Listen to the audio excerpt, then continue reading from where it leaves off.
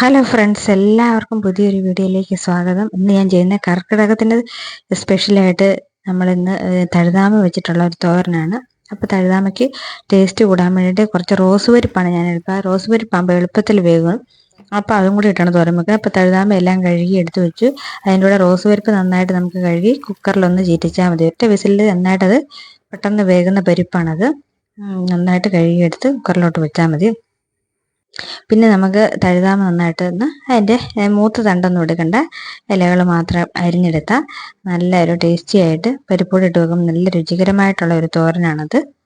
അപ്പം ഇത് കർക്കിടക മാസത്തിൽ ഞാൻ പ്രത്യേകം പറഞ്ഞ, കർക്കിടക മാസം എല്ലാ മാസം എന്നല്ല, പക്ഷെ കർക്കിടക മാസത്തിൽ നമ്മൾ കർക്കിടക മാസത്തിലാണ് നമ്മൾ ഇല ഐറ്റംസ് കൂടുതൽ കഴിക്കുന്നത്. അപ്പം ഇലക്കറി പത്തിലകളൊക്കെ കഴിക്കുന്ന കർക്കിടക മാസത്തിലല്ലേ, അതുകൊണ്ടാണ് കർക്കിടക മാസം എടുത്തു പറഞ്ഞത്. എല്ലാ ദിവസവും ഇലക്കറികൾ നമ്മുടെ ഭക്ഷണത്തിൽ ഉൾപ്പെടുത്തേണ്ടതാണ് നിർബന്ധമായിട്ടും. ഇപ്പം ഇന്ന് ഞാൻ നമ്മുടെ തഴുതാമ തന്നെ തോരൻ വെച്ചാൽ കുട്ടികൾക്കാണെങ്കിലും കഴിക്കാൻ ഒരു മടിയുള്ളത് കൊണ്ടാണ് പരിപ്പൊടി ഇട്ട് വെച്ചത് കൊണ്ട് അവർക്കൊക്കെ ഇഷ്ടമായിരുന്നു. പിന്നെ കുറച്ച് തേങ്ങായും മഞ്ഞൾപ്പൊടി ഇട്ട് ഒതുക്കി എടുത്തു കഴിഞ്ഞാൽ സിമ്പിളായിട്ട് നമുക്ക് തോരൻ വെക്കാം. ഇതിൽ ചെറിയുള്ളിയും പച്ചമുളകുമാണ് ഞാൻ എടുത്തത്. ഇപ്പം പരിപ്പ് ഇടുന്നതുകൊണ്ട് നമുക്ക് ശകലം വെളുത്തുള്ളിയും കൂടെ ചേർക്കാം.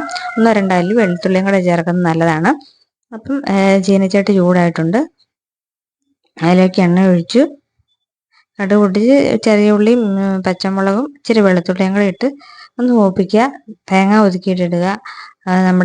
ആദ്യം നമ്മുടെ തഴുതാമയുടെ ഇലയും കൂടെ ഒന്ന് നന്നായിട്ടൊന്ന് വാട്ടിയെടുക്കുക. അതിലേക്ക് പരിപ്പൊടി ഇട്ട് കഴിഞ്ഞാൽ നന്നായിട്ടൊന്ന് എല്ലാം കൂടെ ഒന്ന് മിക്സ് ചെയ്തെടുത്ത് കഴിഞ്ഞാൽ നമ്മുടെ തോരൻ ഇവിടെ റെഡിയാണ്. വളരെ സിമ്പിളായിട്ട് ഉണ്ടാക്കാം. വളരെ ടേസ്റ്റി ആയിട്ടുള്ള നമ്മുടെ തഴുതാമത്തോരൻ എല്ലാവരും ട്രൈ ചെയ്ത് നോക്കണമെങ്കിൽ.